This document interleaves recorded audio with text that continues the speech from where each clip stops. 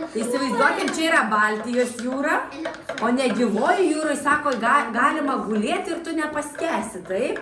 Baltijos jūrai reikia plaukti, nes nuskesi. Mes panaudokim kiaušinį, pažiūrėkime dabar, taip? Gerai. Ir pažiūrim. Taip, tai paimkime, čia yra žalias nevirtas kiaušinis, taip? Žalias.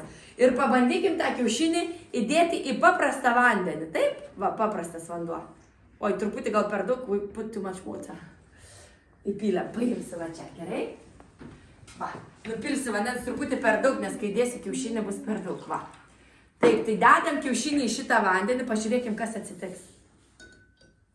Ką jisai daro, skęsta ar plaukia? Skęsta. Skęsta, o dabar pažiūrėk, buvo tas pats vanduo, aš truputį irgi nupilau, nes gal per daug, gerai?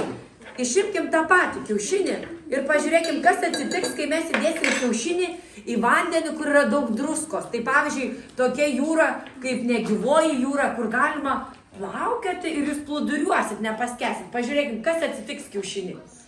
Pažiūrėkim.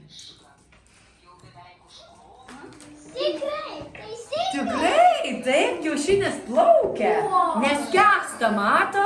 Koks eksperimentas. Čia paskeda, nes čia mažai druskos, čia nėra druskos. O jeigu įdedi druskos, tu gali plaukioti, taip? Va, koks eksperimentas.